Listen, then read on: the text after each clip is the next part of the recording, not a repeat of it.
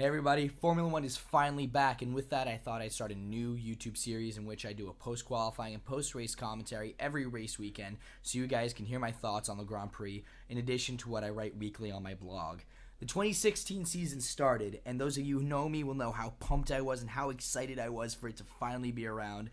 And there's a lot to talk about. There's going to be a lot of new things this season. There's going to be a lot of interesting things this season. So let's start from the main topic.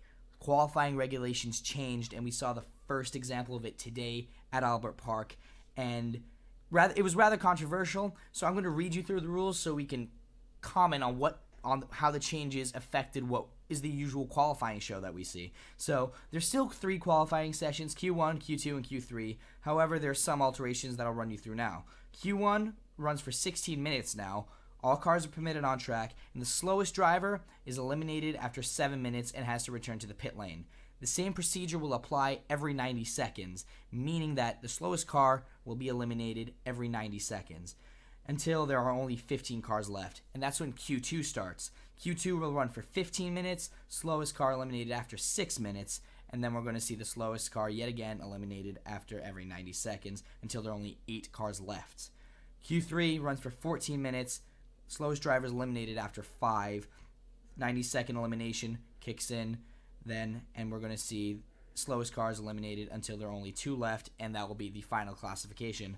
On paper, it seems like a relatively decent idea. I mean, the old qualifying session wasn't flawed in any way. I enjoyed it. I don't think any people had major qualms with it. This was just FIA's idea to inject some more energy, some more excitement into qualifying, which in the end, whatever.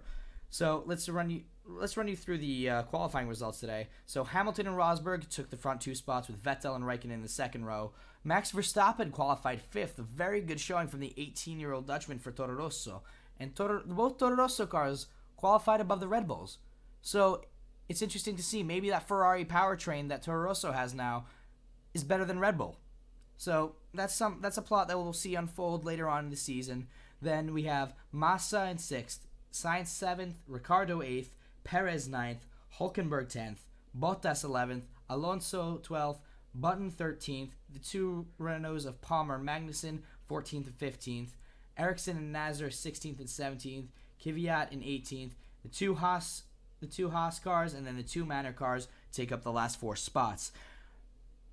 Really, there's nothing surprising in these results, nothing that absolutely blew my mind other than Hamilton's stellar final lap in which he posted a 1:23.8. Blew my mind.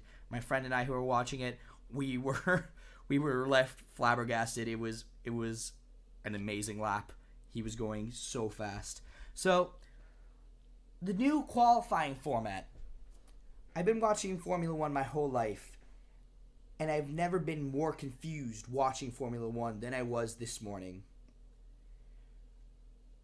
And it wasn't just me, that's the thing. The commentators on Sky were very confused. The fans at the race were beyond confused. And after the qualifying, every team came out and said that it was terrible. The new format is absolutely terrible. As much as it looks good on paper, in practice, it is absolutely shocking.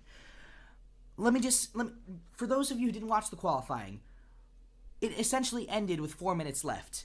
People were leaving. All the drivers were out of their cars and done with 4 minutes left in Q1. I mean Q3, pardon me, that's a small mix-up.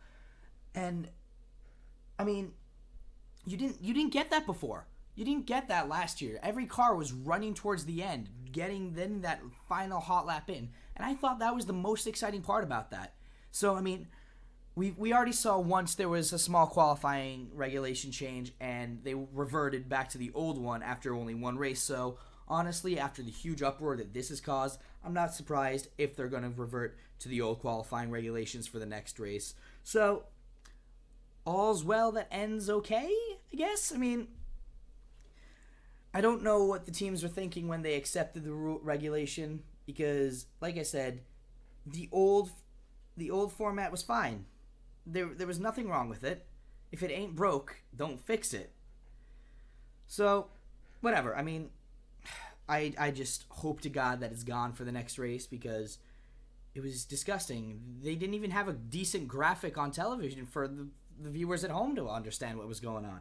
So, in the end, qualifying, the result was not surprising, but just the regulations were surprisingly terrible. And, I mean, I'm just hoping that the race is better tomorrow. I don't think we saw any of the cars' true pace because they didn't have enough time on track to show their true pace. The only car that I think we saw how fast they can actually go are the Mercedes, because they were the ones that timed it right and were out on track at their fastest. So I don't think that the speeds today are going to be indicative of the race tomorrow. And that's where I'm going to leave it.